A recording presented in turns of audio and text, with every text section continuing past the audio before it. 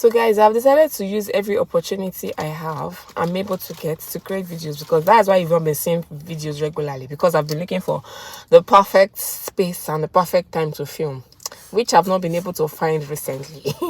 So I think I'll be here for like 15 minutes or thereabouts. I hope I'm able to finish this video within that time.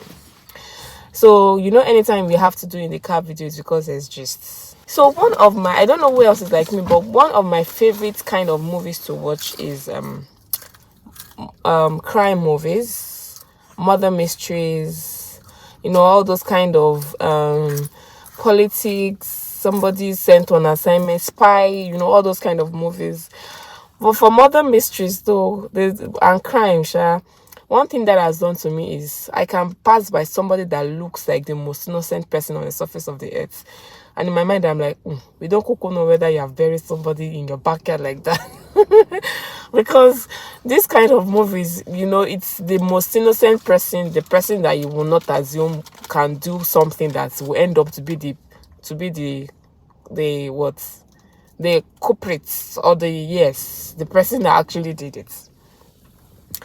And one thing that is common in all those movies, in maybe not all, in most of those movies, is if they decide to now look at them and say, oh, so how did they become this person? For example, serial killers, how did they become this person that kills people serially? How did they become this bad? How did they become this crazy?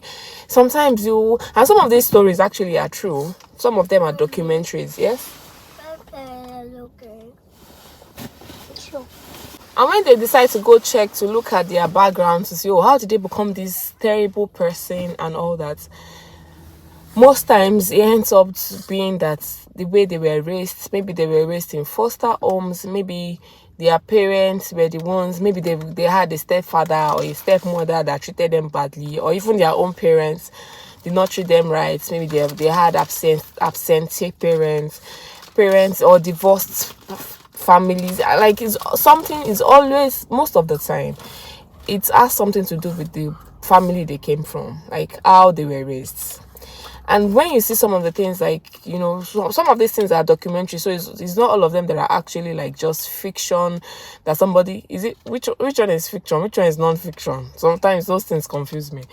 It's not all of them that are just thought up stories. Some of them are actually things that happen to people, like somebody's life, and they made a video about it or did documentary about it. So I found that some of these things are because of the background, the families, how these people were raised. And then one thing that just made me realize is that parenting, as with other things, is a part of life that you cannot give what you don't have.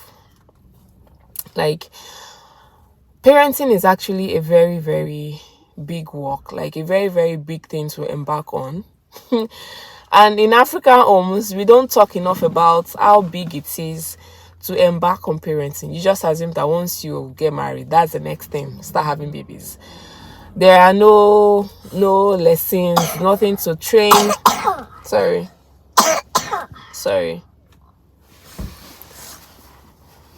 Do you need water? Okay. There are no lessons, nothing to train people on how to, parents. It's just, don't worry, your grandparents is there.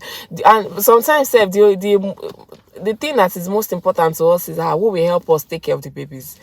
We don't think enough about raising these children, how it is a very big work. Because that's what I'm saying. Nobody gives you a manual to say this is how children are raised. And you can't even have a manual, because children have different temperaments, they have different personalities, so you can't use one training manual for all your children. You need to learn to study each child to know how to raise each child. And some of us went ahead to have 3 children. Some people went ahead to have 4. Some people went ahead to have 5, 6, 7. Some people went ahead to have 2. Even one, without training, without knowing how to, train these children. And that responsibility is on us to ensure that these children are raised right. But one thing that just came to mind that made me decide to do this video is that in order to raise children that would be responsible, or children that will be emotionally okay or mentally all right, as a person that will train them, you also need to be mentally okay. And that's why I said earlier that you can't give what you don't have. You can't raise an emotionally balanced child if you yourself are not balanced. I've realized that for most times when I'm mean to my children, and when I say mean, maybe they did something that does not warrant me to shout and I'm shouting, or they did something that is not. Anytime I have to shout, anytime I find myself shouting for them to do something, it's because I'm at the point where my cup is running on empty and I am not doing something to fill that cup. I am not intentionally doing something to feel like to bring myself to that emotionally balanced place. And when I look back now at how some of our parents raised us, you could just see that it was a matter of there was no mental balance, there was no emotional balance, and that was like, it was like a passing over, transfer. It was like a transfer of aggression, transfer of, they didn't have emotional balance, so there was no way they could raise us. And that's why you see a parent that they will say, I remember there was one morning we were listening to the news. I can't remember where I was living at the point, whether I was married or not, but I remember this vividly because it was shocking to me that a father beat his child because of 10 naira at that time until the child died. Maybe the child did not give him change. It was child because of 10 naira. And he beat that child until the child died. Of course, if you ask the parent now, why did you beat the plan? Sorry. I'm sure that parent will tell you that no, his plan was not to beat his child until they died. His plan was, he was trying to correct the child, but there was pent up anger, pent up frustration in him. And that was what he passed across. Yeah, for some of us, we are not doing as bad as beating our children because of money or because of whatever they did. But the kind of, we can't give them attention that they require. We can't give them the love that they need because we ourselves, we are lacking in those things. Whatever it is you are lacking, you can't give your child. So if you feel like you are not in an emotionally stable place and you have children already because you cannot send them back to God, this is just me encouraging you and myself that if there's any point in time you feel like you are becoming maybe unavailable for your children emotionally, because really that's how they know how to be treated. The way parents treat our children, the way we treat them is how we tell them what kind of treatment or what kind of behavior or what kind of treatment they should accept from other people. So if I'm always shouting on my child, if a friend or a teacher somewhere, or even their boyfriend or girlfriend, when they get to that level, shouts on them, they feel like, well, that's how mommy corrects me, that's how daddy corrects me, so it should be normal. And that's not what you want. That's not the kind of mentality you want to give to your children. So if you discover that you're getting to the point where you are not treating your child right, you are becoming unavailable, you are not, like, if they ask you questions, you are shutting them down, I think you should take a step back and fill your cup. Do the things that fill your cup. Go for therapy. If you think that therapy is what will help you, go for therapy. Like somebody said, most African millennials or most Africa, because I think parents now are doing better. But most children raised in Africa as millennials. And they are millennials now. I don't know how to explain that. Most millennials from Africa, I think that's the best way to put it, actually need therapy because of the way, especially firstborns, the way we have to carry the families, the siblings, as if most of us need therapy. So if you think that you need therapy, I think you should get a therapy. If you feel like shopping, like me, going for shopping will relax you and put you in a better place. Go for shopping. You don't need to buy. Oh, I don't know, maybe it's my own type of shopping that you don't need to buy. I think whenever I feel like that, like my cup is running on empty, even as little as window shopping can help me, like just walking, through new things and just touching them.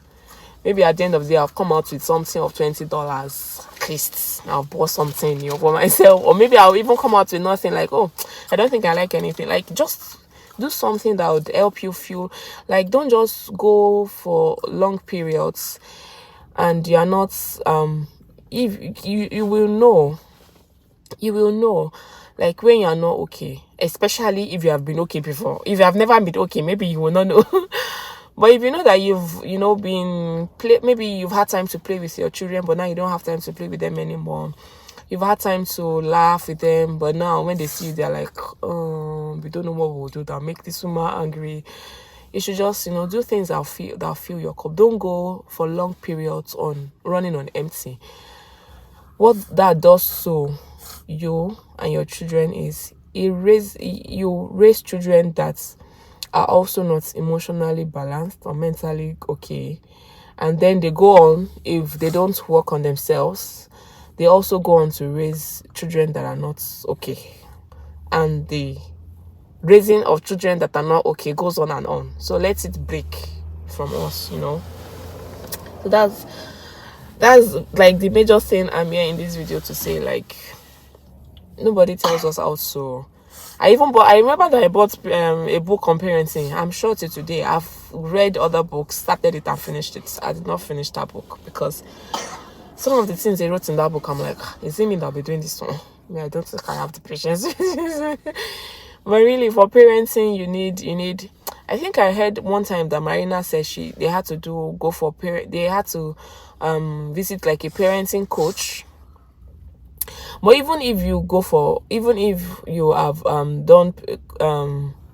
you've gone to have coaching when it comes to parenting, there's still a need for you to practice the things you learn.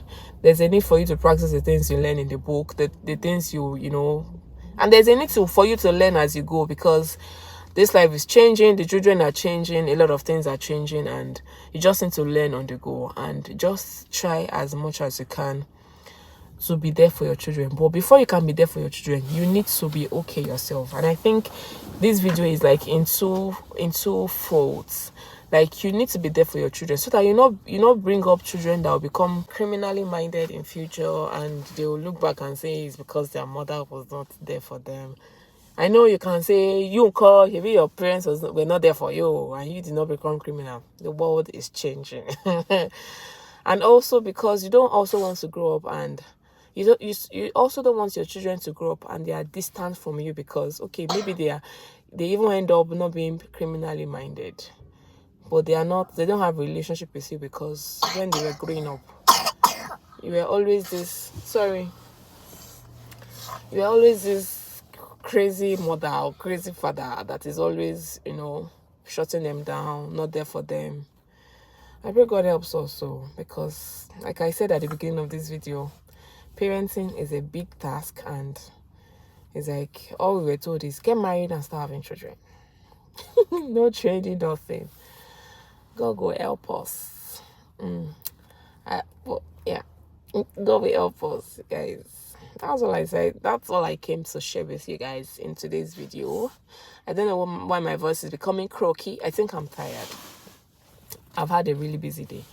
I think I'm tired, but yeah, that's what this video is meant to tell you. And maybe you'll be getting more IndyCar videos, because that is a better option than not getting any videos at all. What do you guys think? Sorry, baby. Until we see you in the next video, guys, have a beautiful life. Stay blessed. Bye, guys. And yes, it just occurred to me that I should also tell you, in case you don't have kids yet, I think you should start learning. You don't have kids yet and you plan to have kids, you should start learning how to raise kids before you start having kids. Don't just say you will do it, you will wing it. You don't just say you will wing it. It's better to learn before the kids actually start coming. Yeah, I know some of the things you learn might not, some of the things you learn may not apply when you start having your kids, because you don't know the kind of child you have. You don't know how the training, but there are some basic things, some general knowledge that we all need when it comes to raising children. Yeah, so start getting knowledge even before you start having your kids. If you have not, if you don't have kids yet and you plan to have, and if you have already, it's not too late to start getting knowledge too. Get knowledge. I pray God will help us. All right, guys. See you. Bye.